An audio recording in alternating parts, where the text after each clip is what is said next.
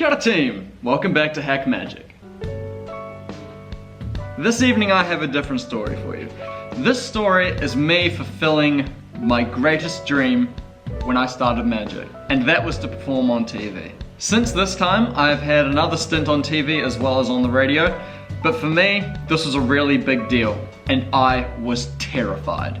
This is the story of the first time that I did magic on the What Now show.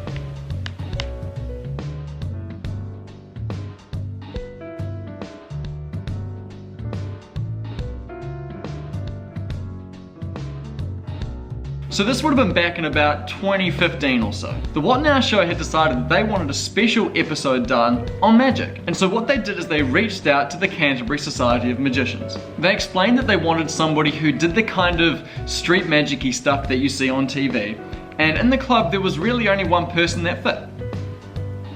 It had been my dream from the very start. From the moment I saw Chris Angel do magic on TV, I knew that I wanted to do that.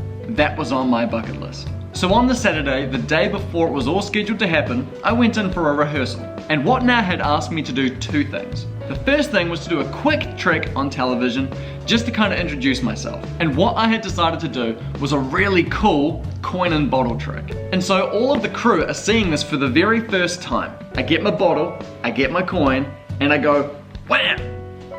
Coin is now inside the bottle. And I do this, and the reaction's kind of meh. And I didn't think much of it, you know, maybe these people see this kind of thing all the time. I don't know. And then what happens is everybody sort of huddles together and they're talking about how they're gonna film it. And one of the producers comes up to me and goes, oh hey, you know, we're actually teaching that trick on the show. You know, where you like cut a slit in the side of the bottle and you stick the coin in the side of that. And I was wondering if you had anything else you could do. And while he's explaining this all to me, Gemma Knight, the girl who was the presenter at the time, has got this coin in this bottle. And she starts looking at it, and she can't find a slit. And all of a sudden she goes, hey guys, there's no slit, he did it for real. And everyone just drops what they're doing and go, what? And they all come running over and they're all trying to look at this bottle and they take the cap off the bottle and they try to shake the coin out and the coin doesn't fit. It was awesome. You couldn't write this kind of moment. So they wrote it into the show in this moment where I was actually gonna do it for real and there was no slit, it was instant credibility. The second part of this was that I then had to do a magic trick on the day for everybody who was present. Now, I'm not usually the kind of guy who gets stage fright. I've been performing in front of people as a musician or a magician for some time now, and I don't usually get afraid of going on stage. Usually. On the big day, about an hour before I was due to go on, I thought I was going to die. It felt like somebody had like leather belts, like some kind of straitjacket, wrapped around my ribs and they were pulling it tight, like 4 people.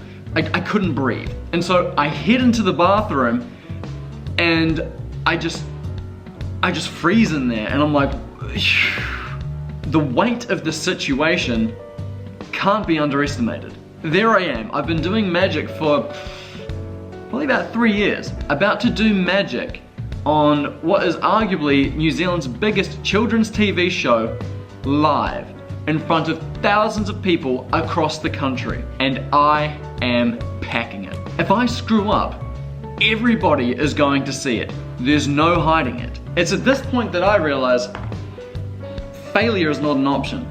I cannot pull out now. I am here, I have committed, I am going live on television in about 20 minutes. It was a matter of just digging deep, finding the resilience, the perseverance, and just powering through this situation that I had dreamed for. So,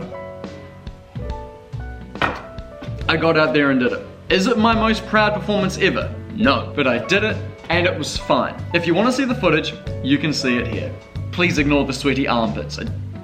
I was terrified. And you see, the thing is that opportunity opened so many doors for me. To be able to say that I had performed live on the What Now show was a really big credibility plus. Those guys would not have invited me back on the show. I would not have been invited to perform on the radio if I had not shown that I could perform under pressure. And so that's why performing on the What Now show was one of the coolest and most monumentally challenging experiences of my life. And there you have it. So, if you enjoyed this video, make sure you like it and subscribe for more. If you've ever had an experience of being on television, let me know down in the comments below. Did it go well for you? Or were you as terrified as I was? And other than that, I'll see you guys around for the next one. Till then, keep good.